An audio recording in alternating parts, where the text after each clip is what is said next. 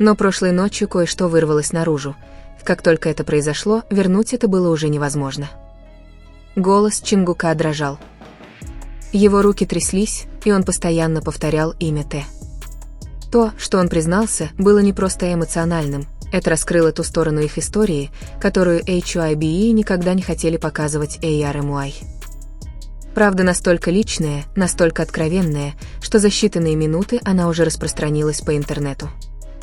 И как только вы услышите, что Чингук наконец признался Тэхёне, вы поймете, почему фанаты называют это моментом, когда все изменилось. В комнате царила неестественная тишина. Не мирная тишина, а такая, которая давила на уши, такая, что каждый вздох казался громче, чем должен был быть. Чингук сидел на краю дивана, локти опирались на колени, пальцы были так крепко сжаты, что костяшки пальцев уже побледнели. Свет в студии был приглушен, отбрасывая длинные тени на пол. Где-то за камерой сотрудник нервно переминался с ноги на ногу, но никто не произнес ни слова. Прямая трансляция длилась уже 7 минут. 7 минут Чингука, пытающегося улыбаться. 7 минут, отвечающего на безобидные вопросы фанатов. 7 минут, притворяющегося, что все в порядке. Но это было не так. Его взгляд постоянно отводился от камеры к пустому месту рядом с ним, месту, которое раньше принадлежало Тэхёну. «Ты сегодня в порядке, Чингук?» гласил один из комментариев, за которым быстро последовали сотни смайликов в виде сердечек. Чингук медленно вдохнул. «Я в порядке», — сказал он, выдавив из себя легкую улыбку. «Просто немного устал». На последнем слове его голос дрогнул. Он опустил взгляд, сглотнул, а затем тихонько рассмеялся, но это совсем не было похоже на смех. «Я не собирался об этом говорить», — тихо добавил он. «Поэтому, пожалуйста, не сердитесь». Раздел комментариев на мгновение замер, а затем взорвался. «Что ты имеешь в виду? О чем говорить, Чингук? Ты нас пугаешь». Он смотрел на экран так, словно слова были слишком яркими, чтобы долго на них смотреть. Его пальцы расслабились, а затем снова сжались. «Есть вещи», — сказал он, тщательно подбирая каждое слово, которое ты носишь в себе очень долго. И ты говоришь себе, что достаточно силен, чтобы хранить их там вечно. Он сделал паузу. Но иногда они становятся слишком тяжелыми. Его плечи почти незаметно задрожали. А иногда, продолжил он, едва слышно шепотом, человек, для которого ты их хранил, больше не стоит рядом. Имя вырвалось прежде, чем он успел его остановить. Т. Чат взорвался. Он вздрогнул, словно сказал что-то запретное. «Я обещал себе не говорить об этом публично», — пробормотал Чингук. «Потому что это не только моя история. Это и его история тоже». Он на секунду закрыл глаза. «Но я устал притворяться, что все было легко. Я устал улыбаться, когда по ночам я все еще сижу один и думаю, знает ли он, как много он для меня значил». Камера запечатлела, как напряглись его челюсти. «Были вещи, о которых я ему никогда не говорил», — признался он. «Не потому, что я их не чувствовал, а потому, что думал, что у меня будет больше времени». Он глубоко вздохнул. А теперь его нет. Комната показалась меньше. Он поднял голову, глаза сияли под светом студийных ламп. «Я просто хочу, чтобы он знал», — тихо сказал Чингук, «что если хоть какая-то часть этого дойдет до него, если хоть какая-то часть этого станет достоянием общественности, то он должен помнить одну вещь». Он посмотрел прямо в камеру. «Ты никогда не был для меня просто товарищем по команде. Ты был для меня домом». Прямая трансляция внезапно прервалась. Никакого прощания. Никакого предупреждения. Просто черный экран и признание, которому не суждено было прозвучать. К тому моменту, когда экран Чингука погас, было уже слишком поздно. За считанные минуты были скачаны, обрезаны, снабжены субтитрами и перезагружены фрагменты его дрожащего голоса. Одна фраза, всего одна, распространилась быстрее всего остального. «Ты никогда не был для меня просто товарищем по команде». Ты был для меня домом. Арми проснулись в хаосе. Хэштеги взлетели в тренды, как лесной пожар. Фан-аккаунты публиковали замедленные версии его признания, приближая кадр к моменту, когда его голос дрогнул, когда он произнес имя Т. Некоторые фанаты плакали. Некоторые были в замешательстве. Некоторые были в ярости не на Чингука, а на молчание, которое так долго их окружало. Что же произошло между ними? Почему Чингук выглядел таким сломленным? Почему казалось, что у него что-то отняли? За светящимися экранами, в тихом офисе, вдали от шума, старший менеджер HYBE стоял у окна, наблюдая, как огни города размываются в золотистые и белые полосы. Его телефон непрерывно вибрировал на столе позади него. «Позовите мне PR-команду», — спокойно сказал он. «И выясните, что именно он имел в виду». В течение часа были назначены экстренные совещания. Составлялись и удалялись заявления. Юристы покадрово просматривали видеозаписи, анализируя каждую паузу, каждый вздох, каждое слово, которое выбрал Чингук. Потому что для них это были не просто эмоции. Это был риск. Тем временем, в маленькой квартире, освещенной лишь одной лампой, Тэхён сидел один со своим телефоном в руке. И он собирался проигнорировать уведомление. Он говорил себе, что это, вероятно, просто очередной слух, очередное недоразумение, которое к утру утихнет. Но потом он увидел лицо Чингука, усталое, бледное, искреннее. Он нажал кнопку воспроизведения. К тому моменту, когда Чингук прошептал его имя, у Тэхёна сжалось сердце, словно воздух тихо вытянулся из комнаты. «Ты был дома». Тэхён медленно опустил телефон. Он не осознавал, что задерживает дыхание, пока оно не вырвалось прерывистым выдохом. «Значит, ты наконец-то сказал это вслух», — пробормотал он в пустую комнату. Он подошел к окну и уставился на темную улицу внизу. Воспоминания проносились в его голове, словно сцены из другой жизни, ночные репетиции, тихий смех, обещания, данные в полушутках, которые почему-то казались слишком серьезными, чтобы быть шутками. Он верил, что у них всегда будет время. Теперь он уже не был уверен. Телефон снова завибрировал. На экране появилось сообщение с неизвестного номера. «Нам нужно поговорить. Это срочно». Тэхён замялся. Затем напечатал одно слово. «Когда?». Где-то на другом конце города Чингук сидел в одиночестве, молча, не подозревая, что признание, которым он никогда не хотел делиться, уже запустило цепь событий, которые изменят все.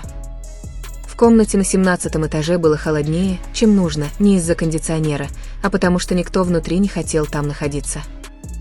Чингук сидел в дальнем конце длинного стола, руки спокойно лежали на коленях, спина прямая, выражение лица нечитаемое. Напротив него сидели 3 менеджера, директор по связям с общественностью и юрисконсульт, перелистывая распечатанные скриншоты его прямой трансляции. Никто не упомянул имя Тэхёна. «Пока нет». «Мы понимаем, что вы были эмоциональны», — наконец сказала директор по связям с общественностью, сложив руки. «Но ваши слова были очень откровенными. Их интерпретируют таким образом, что это трудно контролировать». Чингук поднял глаза. «Я сказал то, что чувствовал», — просто ответил он. Менеджер вздохнул. «В этом-то и проблема». Он подвинул одну из распечатанных страниц по столу, застывший кадр с Чингуком в середине признания, глаза блестящие, губы дрожащие. Люди не видят чувств. Они видят истории. А истории превращаются в слухи. Слухи превращаются в заголовки. Челюсть Чингука сжалась. «Так что же вы хотите, чтобы я сделал?» Тихо спросил он. В комнате воцарилась тишина. «Выпустите разъяснение», — осторожно сказала директор по связям с общественностью. «Что-нибудь мягкое. Что-нибудь, что успокоит фанатов, что за вашими словами нет никакого более глубокого смысла». Чингук уставился на бумагу. «Никакого более глубокого смысла», — повторил он. У него из груди вырвался безрадостный вздох. Это была бы ложь. Юридический консультант поправил очки. Иногда мир строится на маленькой лжи. Пальцы Чингука слегка сжались. Мир для кого? В то же время, на другом конце города, Тэхён вошел в тихое кафе, расположенное между двумя высокими зданиями. Колокольчик над дверью тихонько зазвенел, когда он вошел. Он сразу же увидел ожидавшего его мужчину, одного из старших координаторов HYB. Они вежливо кивнули друг другу, прежде чем сесть. «Вы видели этот ролик», – мягко сказал координатор. Тэхён не стал отрицать. «Видел». Пауза. Публичные истории. Контракты. Ожидание, продолжил мужчина. И эмоции, которые никогда не предназначались для столь открытого обсуждения. Тэхён посмотрел на кружащуюся поверхность своего напитка. «Так что же ты от меня просишь?» Пробормотал он. Мужчина встретил его взгляд. «Молчи». Это слово повисло между ними, как туман.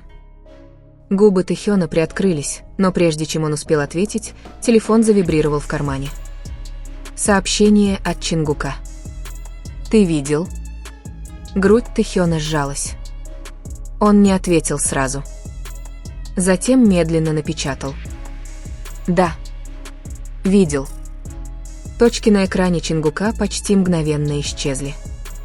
И впервые с момента окончания прямой трансляции они оба поняли, что молчание больше не защищает их. Оно разделяет их.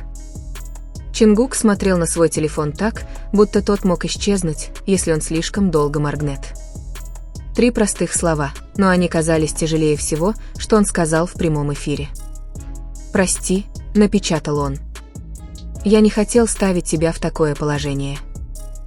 Ответ не пришел сразу. Прошли минуты. Потом еще 5. Чингук откинулся на стену своей квартиры, сползая вниз, пока не оказался на полу, все еще сжимая телефон в руке. В комнате было темно, лишь свет экрана и далекие огни города, пробивающиеся сквозь шторы. Как раз когда он собирался заблокировать телефон, тот завибрировал.